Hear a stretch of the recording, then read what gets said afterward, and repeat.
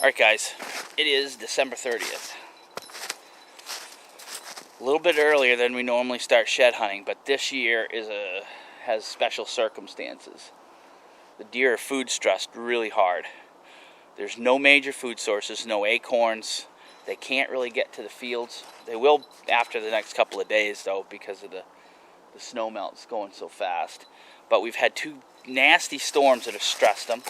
The rut was hard, really fast and hard, and there's, like I said, no major food sources for them to eat. So people are starting to find sheds on the ground, not just small ones but big ones. So the deer food stress, they drop early whenever they're heavily stressed, whether it's a big really heavy winter storm or lack of food, they'll drop early. And you'll see that a couple years back we had that 4-foot storm, and instantaneous deer were dropping antlers left and right. So this year it's the same thing.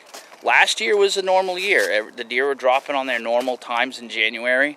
The deer were in really good shape. They had a lot of acorns here where I am, and they stayed in great shape, and that kind of reflects on the antler sizes this year. But anyways, what we're doing is we're just kind of following along some trails here, a little bedding area up here, and we're just going to move along. If I don't find a shed today, that doesn't stress me out any, because maybe these deer here are in a little better shape and they're going to drop more along the lines in mid-January. But what it's going to tell me by being in here is where they're concentrated and where they're sticking around, because they're sticking around where they do have something to eat. And by getting an eyeball on those places that they're concentrated into right now, I'll know where to go back to in a couple of weeks. So Chance is going to work today. You see him over there, I think. He's starting to work through here. In this softwood piece there's a bunch of beds. And he's just wandering around, sniffing, checking stuff out. And we'll see if we come up with something. Okay, we're here on a bank. You can see it's got a southeastern exposure on it. And you can see it's pretty open. And you can kind of see down in here, you'll see all that green stuff? That's all ferns and moss. And they will eat that. And earlier in the season, I was finding places when we had a little bit of snow where the deer were digging up like bracken fern and they were eating it. So that's what's been going on in here. So even though there's no acorns, which this is usually a pretty good spot when there's acorns too, they're on these faces and they're digging up the ferns to eat. And they're actually nibbling on some of this moss, especially the stuff that's on the side of some of these trees. And we did find a spruce down. And if I find another one, I'll show it to you, because they're eating the old man's beard that's high up in the trees. And then the deer, when the trees fall, or the branches fall, they'll eat that off the fallen pieces. So we're in a good spot. This is a great spot to find a shed. So Chance is working. He's not finding anything yet. So, but he's working. He's cruising along and checking stuff out. Getting frustrated when I don't move as fast as he likes, but I'm not like him. I can't move along at 100 miles an hour and see something. He can see it with his nose and move right along. So this whole bank up and down has been scratched up. So we're, it's not turkeys. By scratch I mean pawing. So it's a good place to look. So we're taking our time through here, and then it gets over here and there's another little flat. Goes out to another bench where there's another spot like this that we may find something. We're just kind of following the trails right now, looking at what the sign is telling us, kind of getting an idea of what they're doing. It's steep here though. I mean, it's straight down. So I've got my ice bugs on, which are helping, but the snow is melting today, so it's really hard to get a bite on the side hill. So we're just going to keep following along and seeing what we find. Right, Chance? He says yes. So, all right, here we go. All right, so we got the down fir tree right here with the old man's beard on it. And right here, we've got a bed right in front of it, just laying down. It's a good spot, too. It's a good vantage point. Makes me think it's a buck. It's not a real big one, but it's definitely, in my opinion, a buck. He's got a good vantage point. He can see all out through here, through this big open area. And he's up on a hill, and he's got that for back cover. And just a little bit of observation on that. There's no shed here, so either he's already shed or he ain't shed yet. And my bets are they ain't shed yet. So we're going to swing back over to that southeastern face. There's some sign here, but there's more sign on that side where they can dig. The snow is less on that side, so they're digging and eating more. So we're just going to kind of go through there and take a peek at the sign. And we're looking for a big track, and I haven't really found a big track yet. Everything's kind of average. And the deer that we're looking for the sheds for, the one that we're really focusing on, has got a giant track. So I haven't seen that yet. I got a funny feeling that we're going to have to get farther back in to find his if they've dropped it. So we're just going to swing up through here, get to the top of this little ridge, and swing back east. So, ready, Chance? You ready? He's ready. Come on, bring it here. Bring it to me. Good boy. I haven't got a chance doing his duty and taking care of the trash. Leave it alone. Dunkin' Donuts rewards cards. Just stop using these damn things. I pick up so many out here in the woods, it's not funny. I mean, it literally is not funny, the amount that I pick up. It's a waste of money, first off, and second off, it's just pollution. So let's just stop it, alright? Everybody, stop using them damn things.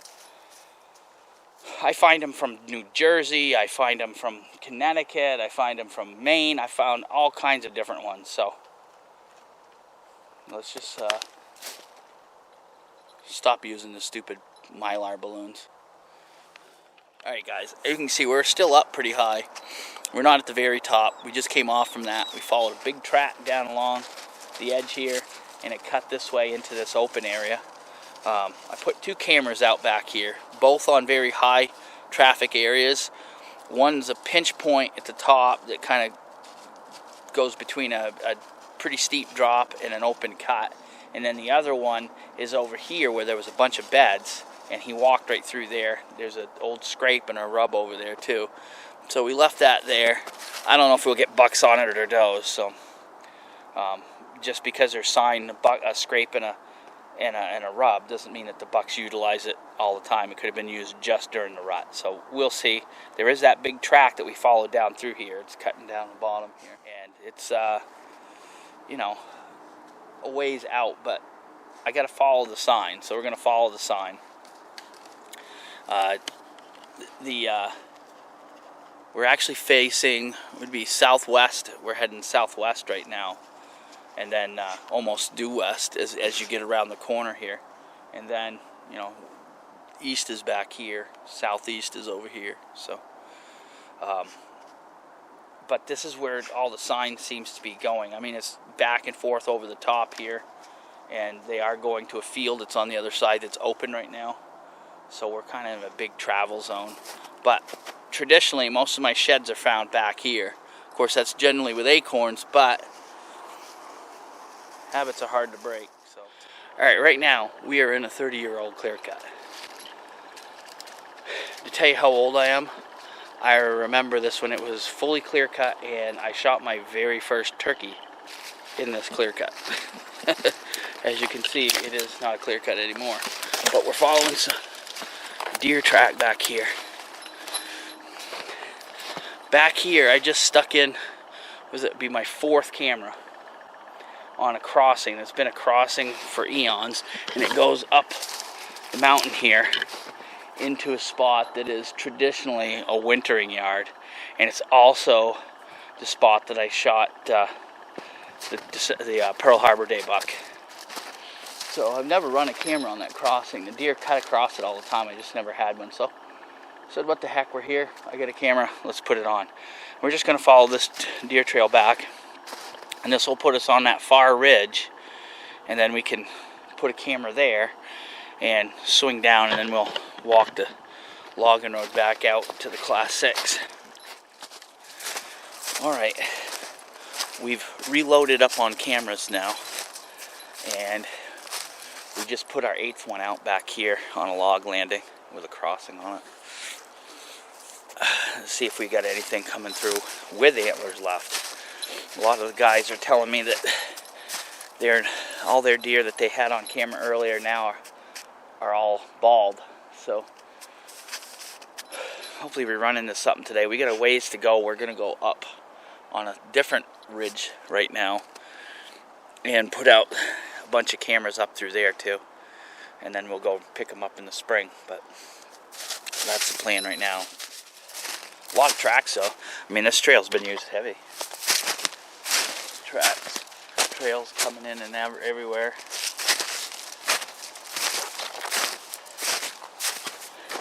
Can't tell how old it is because of the melt's been so fast in the last 2 days.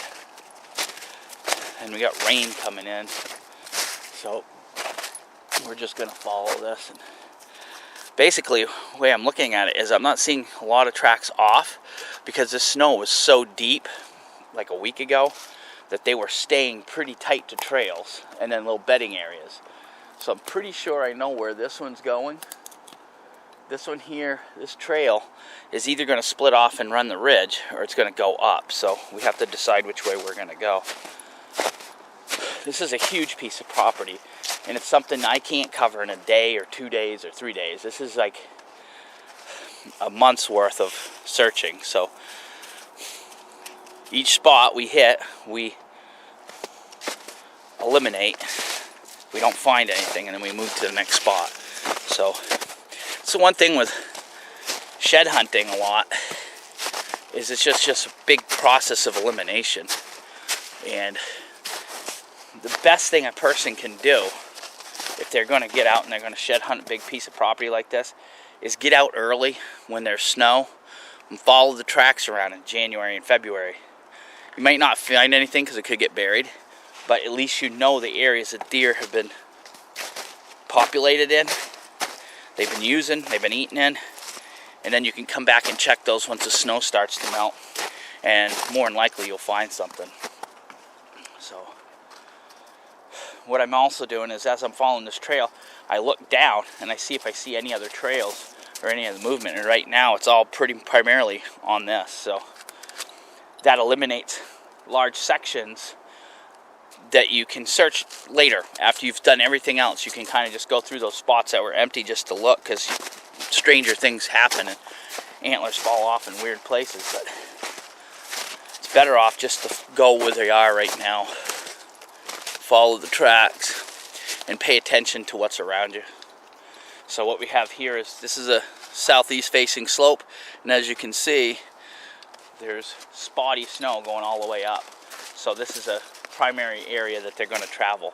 All these places that you see from the roadside or where you're going that have deer in them, but there's no snow, you know, the sun's baked it off, those are good places to look because the deer are going to travel there. They'd rather travel with no snow than in the snow, so always check that stuff too. So we're going to get up this hill and stop talking. So alright, I think I found where we have a bunch of bucks bedding. This is where I shot the Pearl Harbor Day buck. This is that same section. I shot him about 200 yards that way. And there's a big track in here, and what they're doing is there's a spruce tree that came down in the storm, and they're in here eating the lichen and old man beard off this old spruce tree here. There's tracks all around it, and big tracks too. They're fairly big. They're I wouldn't call him a giant per se, but he's a mature deer, and there's a smaller one with him. So we may be in an area where there might be some antlers. So still a lot of snow back in here, compared to some of the other places we've been today. So we've got to keep our eyes pretty sharp. I just set a camera about 50 yards that way on a trail to see what kind of deer we have. Then I saw a bed from a distance and we came over, and they were bedding next to this old spruce. So now we're just kind of poking along here and following the tracks. It looks like they spent a lot of time up in here, probably after that big storm that we just had, and they're just in here eating anything that's down. And I think you're going to find that a lot this year. Let's see, we got a bunch of tracks here.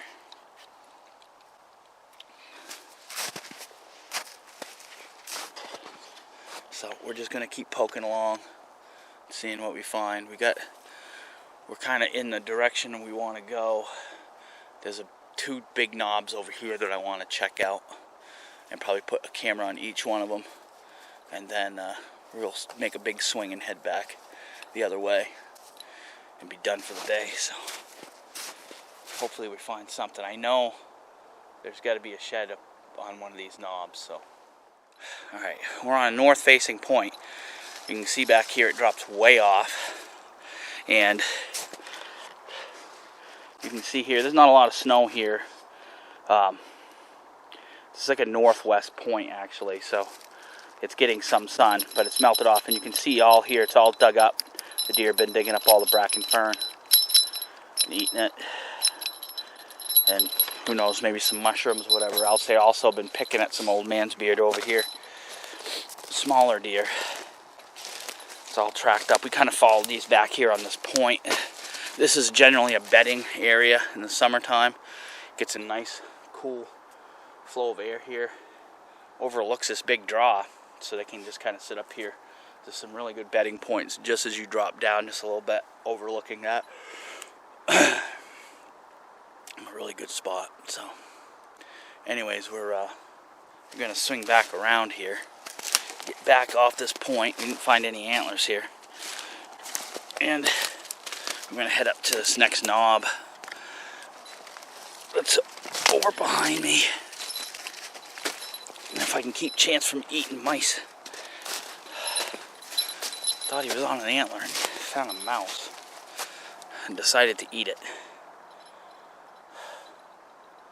Well, you know, as domesticated as a cattle dog can be, the dingo comes out every once in a while and they start going into feral mode and eating stuff they shouldn't, like mice and frogs and anything that he can get his mouth on. Well, Chance just found his first match set of the year.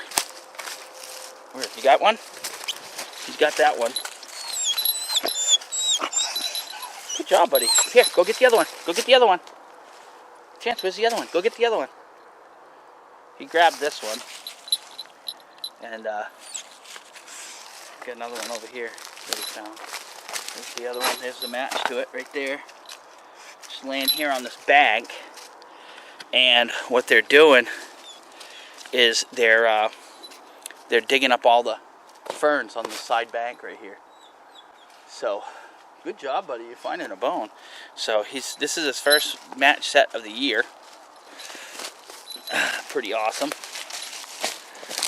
I don't think I have this little guy on camera. Here, you want to carry that one too? Okay. So I'm thinking there's probably going to be more. He smelt these from, we were down at the bottom of the hill. I just set a camera probably 70 yards from here, and we started working up this bank, and you can see it's all dug up every place in here. And these two are just sitting right here next to this tree where they've been digging up the ferns. So good job, buddy. You got both of them. Nice job. A little 8-point side, but no brow tines. I don't think I have him on camera, but good boy. Here he is with his match set right there.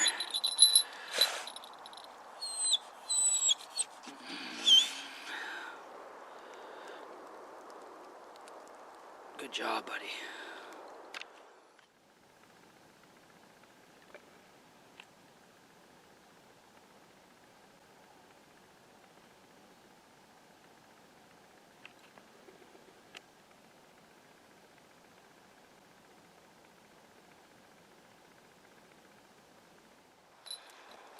Ooh, all right. I'm pretty excited about that.